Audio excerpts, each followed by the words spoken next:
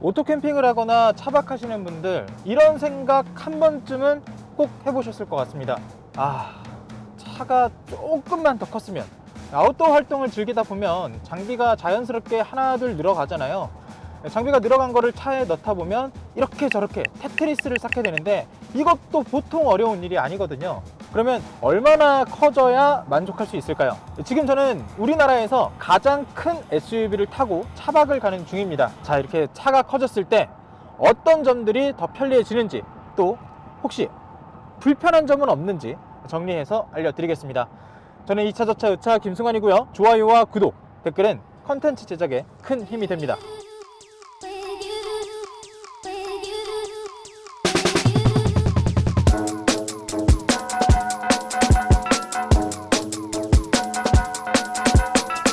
지금 타고 있는 차는 캐딜락의 에스컬레이드 ESV입니다. 그냥 에스컬레이드만 해도 큰 차 중에 최고의 위치에 있다고 할 수 있는데 이 차는 그거보다 30cm가 더 길어졌습니다. 차 앞뒤로만 보면 5765mm고요. 차 높이는 1945mm거든요. 조금 더 가늠이 되기 쉽게 국산차 중에서 가장 큰 SUV인 팰리세이드랑 비교를 하자면 일단 앞뒤로 77cm 길고요. 양옆으로 10cm가 더 큽니다. 그리고 높이는 20cm가 높으니까 어마어마한 크기를 자랑하고 있죠. 동급 차를 찾으려면 링컨의 내비게이터나 쉐보레 타호를 들 수 있을 텐데 그거는 기본 모델일 때 얘기고요. 롱바디 모델 같은 경우에는 더 깁니다. 그러다 보니까 캠핑 출발할 때부터 마음이 아주 편안합니다. 특히 2열을 접지 않고 3열까지만 접은 상태로만 봤을 때도 굉장히 공간이 넓어서 그냥 아무렇게나 넣어도 될 것 같았고요. 심지어 3열을 접지 않은 상태에서도 제 짐은 충분히 실을 수 있었습니다. 큰 SUV들도 3열까지 있다 보면 3열을 접지 않은 상태에서의 트렁크는 보통 좁거든요. 지금 캠핑 장비 엄청 조금 넣어놓고 이렇게 생색내는 거 아니야? 라고 생각하실 수도 있는데요. 저는 보통 니로에다가 이 장비를 싣고 다니는데요. 니로에 실을 경우에는 뒷자리를 풀 폴딩 해놓고 짐을 차곡차곡 쌓아야 겨우 들어가는 정도의 양이고요. 쌍용의 토리스로 차박을 했을 때에도 트렁크에 다 들어가긴 했는데 트렁크에 가득 꽉 찬 모습이었죠. 저보다 짐이 많은 분들 같은 경우에는 중형 SUV에도 뒷자리를 폴딩해서 싣고 다니는 게 일반적일 텐데 그러면 단점이 여러 명이서 캠핑을 갈 수 없다는 거죠. 지금 이 차 같은 경우에는 3열도 폴딩하지 않은 상태에서 제 짐은 다 들어간 거니까 7명까지도 같이 캠핑을 갈 수 있는 거고요. 짐이 더 많은 사람이라고 하더라도 3열만 폴딩하면 되는 거니까 2열까지, 그러니까 4명이 차를 타고 갈 수 있는 장점이 있는 것 같습니다. 이 차는 확실히 여러 명이서 캠핑을 갈 때 정말 좋을 것 같아요. 짐을 싣는 것 뿐만이 아니라 2열과 3열 공간이 굉장히 넓게 되어 있거든요. 2열이야 그렇다 쳐도 3열의 시트 포지션도 높게 되어 있어서 무릎의 불편이 크지 않을 것 같고요. 그리고 운전석과 보조석 뒤에 모니터가 2개 달려 있거든요. HDMI를 연결해서 노트북에 있는 걸 볼 수도 있고요. 태블릿 PC나 핸드폰에 있는 거를 큰 화면으로 볼 수 있도록 되어 있는 건데요. 캠핑을 가는 길이 굉장히 설레고 신나긴 하지만 차 안에서 할 얘기들 이렇게 막 다 하고 먹을 거 다 먹고 나면은 가는 길 좀 지루해서 대부분 이게 잠을 자는 경우가 많잖아요. 그런데 이 차 같은 경우에는 모니터 통해서 아이들 같은 경우에는 애니메이션을 볼 수도 있고요. 성인들끼리 간다면 노래방 화면 같은 거 띄워놓고 다 같이 노래 부르면서 신나게 갈 수도 있을 것 같으니까 여러 명이 캠핑 가기에는 최적화된 차라고 생각이 듭니다. 자, 크기가 커져서 얻은 이득이 있다면 분명히 손해보는 것도 있겠죠. 그 첫 번째는 브레이크입니다. 차가 워낙 커지다 보니까 무게도 늘었을 거잖아요. 이 차 공차 중량이 2.7톤으로 나오거든요. 기름도 넣고 캠핑 장비 싣고 거기다가 사람까지 타면은 3톤은 가볍게 무게가 넘어갑니다. 그러다 보니까 분명히 브레이크를 좋은 걸 넣었을 텐데도 브레이크를 밟았을 때 밀리는 느낌이 들어요. 예전에 이 차와 같은 프레임을 공유하고 있는 타오를 시승했을 때는 차가 굉장히 큰데도 브레이크가 잘 든다 라는 느낌이었거든요. 그런데 이 차는 또 고급화를 하면서 무게가 늘어나서인지 브레이크가 이상하게 밀린다는 느낌이 들어서 고속으로 운전할 때 앞차가 갑자기 멈추면 대응하기가 좀 어려울 것 같다는 생각이 들어서 평소보다도 안전거리를 확실히 벌려놓은 상태로 주행을 하고 있습니다. 그 다음으로 생긴 단점은 연비입니다. 이 차에는 6.2L 8기통이라는 굉장히 고성능 엔진이 들어가 있는데요. 그렇다 보니까 연비가 높을 수가 없겠죠. 공인 연비는 6.5가 나오고 있는데요. 지금 시내와 고속도로 합쳐서 100km 운행한 상태에서 평균 연비가 7에 못 미치게 간당간당 나오고 있습니다. 이게 공인 연비보다 높아서 뭐야 잘 나오네 라고 생각하실 수도 있는데, 시내에서만 몰았을 때는 연비가 3까지도 떨어졌었거든요. 그렇다 보니까 처음에 도심을 벗어나기 전에 약간 걱정이 되는 마음도 있었어요. 워낙 기름을 많이 먹다 보니까 기름통도 클 거잖아요. 그래서 한 번 기름을 넣을 때 90리터 정도가 들어가야 되는데, 기름 떨어져서 이 기름 넣는다고 생각하면 15만원에서 20만원 정도는 넣어야 한단 말이에요. 캠핑 한 번 갔다 오는데 자동차 기름값으로만 그 정도 넣는다고 하면 대부분의 분들이 부담을 느끼실 것 같아요. 다만 이 차에 연비를 놓고 그 정도 차인데 연비가 그 정도면 잘 나오는 거지 라고 하시는 분들도 있는데요. 3.6리터 엔진을 달고 있는 팰리세이드가 연비가 8.5, 거기다가 G80 같은 경우에는 연비가 5, 6 정도 나오거든요. 그런데 이 차는 배기량이 그 차들의 2배 가까이 되는데도 연비가 1 정도밖에 안 떨어지는 거다 보니까 오히려 이 차의 연비가 좋다라고 느끼시는 분들도 있을 텐데, 일단 저는 부담스럽게 느껴지니까 단점으로 꼽아 보겠습니다. 다만 이 고배기량 엔진이 이 차체의 크기와 무게를 확실하게 감당해 주는 것 같다는 느낌은 듭니다. 저희가 캠핑장을 잡아놓은 곳이 굉장히 산악지형에 있거든요. 그 곳에서 오르막 얼마나 잘 오르나도 확인해 볼 수 있겠지만, 일단 일반적인 고속도로라던가 시내 주행에서 엑셀을 밟았을 때 답답함이 있다라는 느낌은 전혀 들지 않습니다. 3톤에 육박하는 자동차가 정말 시원시원하게 나간다라는 느낌을 주거든요. 잘 달리는 것뿐만 아니라 승차감도 굉장히 편안합니다. 이 차는 에어 서스펜션이 적용되어 있거든요. 어지간한 요철이 있더라도 굉장히 부드럽게 넘어가는 느낌이고요. 또 전자 제어가 잘 되어 있는지 이게 차체가 2m 정도의 높이인데도 코너를 돌거나 그럴 때 차체의 쏠림이 크지 않아요. 지금 뒤에 저희 PD님이 타고 있는데, PD님 뒷자리는 좀 어때요? 멀미는 일단 전혀 안 나고요.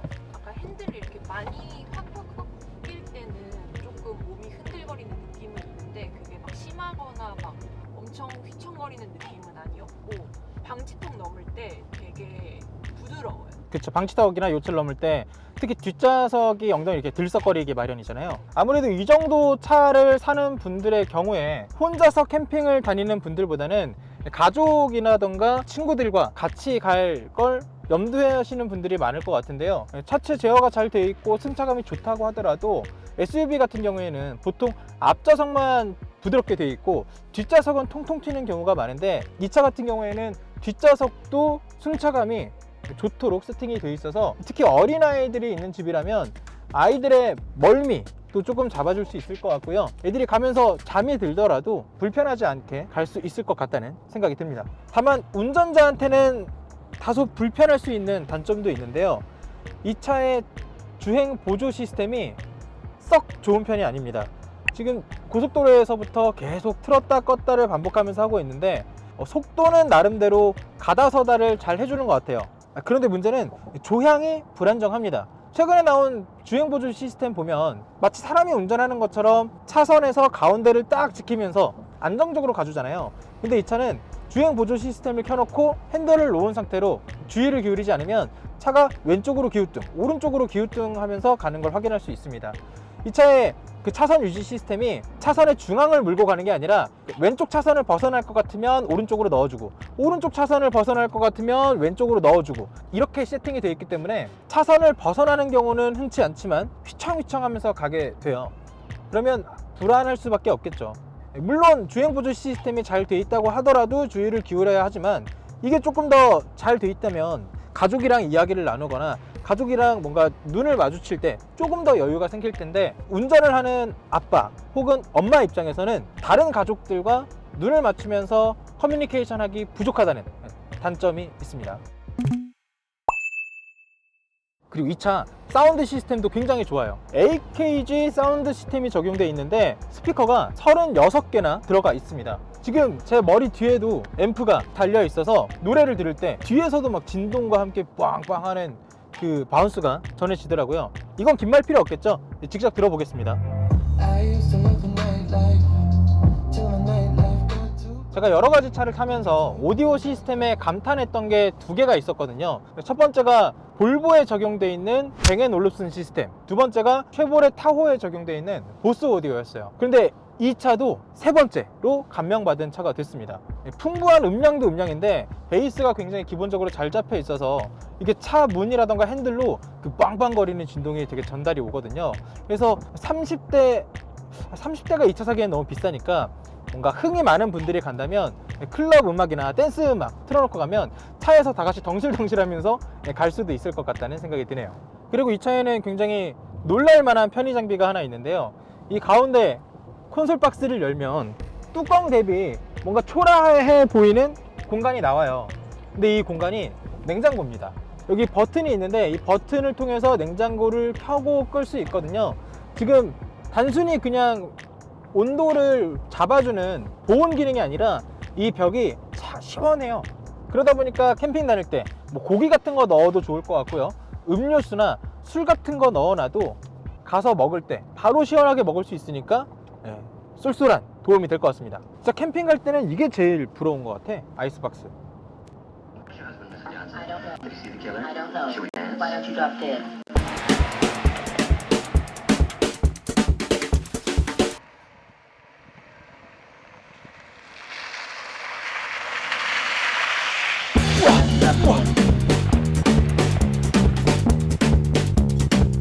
자, 이제 저희 목적지 가는 길에 비포장 산길이 시작돼서 오프로드 시승기를 해보려고 합니다.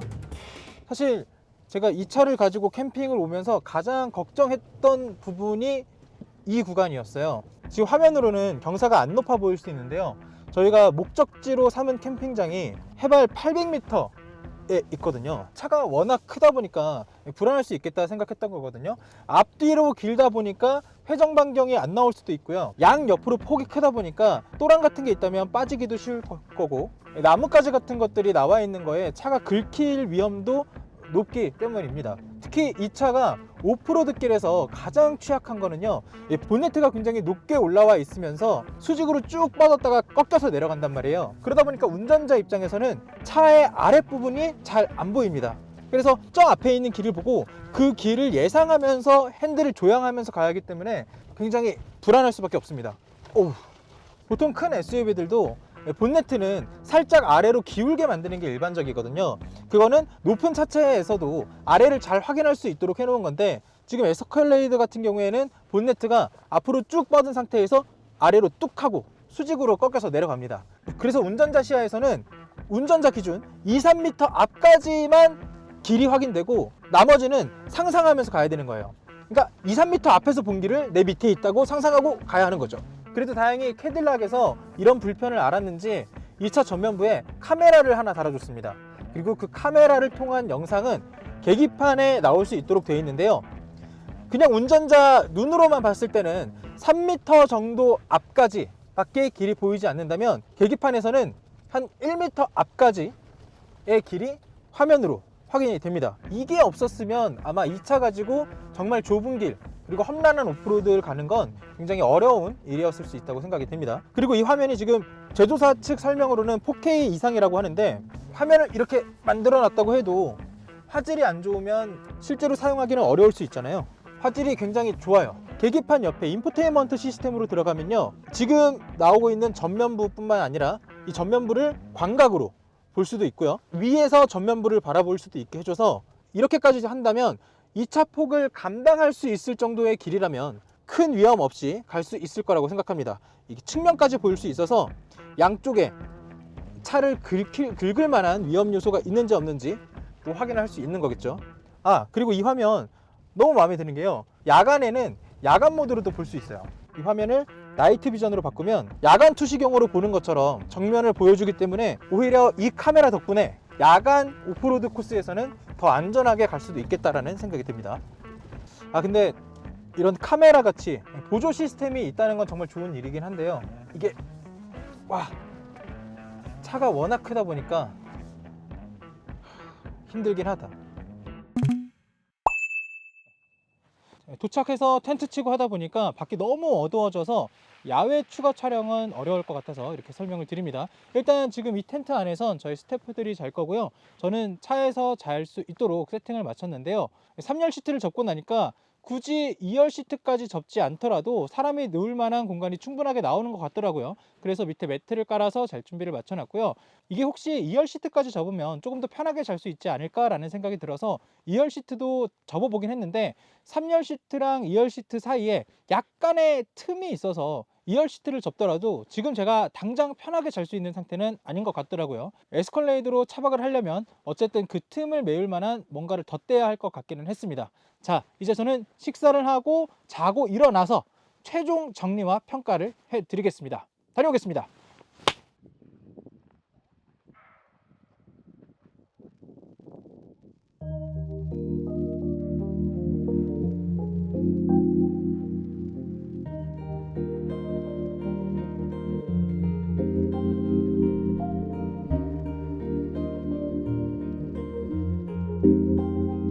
아침에 가 떴습니다.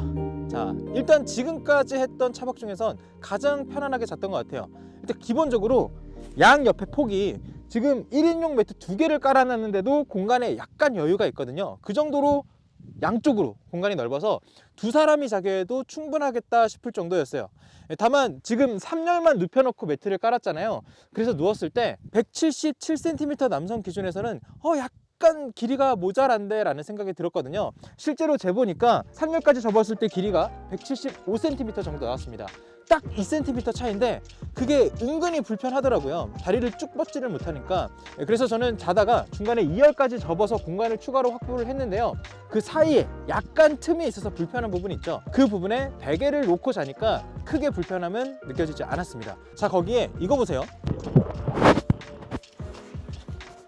보통 SUV라고 하더라도 차 안에서 허리를 꼿꼿이 펴고 있기는 힘들거든요. 근데 이거는 차 높이도 굉장히 높다 보니까 차 안에서 이렇게 허리를 펼 수 있어서 안에서 음식을 먹거나 다른 여가 생활을 즐기기에도 크게 불편함이 없을 것 같다는 생각이 들었습니다. 자, 거기에 2열 뒷공간이라던가 이 트렁크 뒤쪽에 220V 코드를 꽂을 수 있는 공간이 있어서 임시 방편으로 전기를 보충해 쓰기에도 좋을 것 같고요. 또 트렁크를 닫으면요,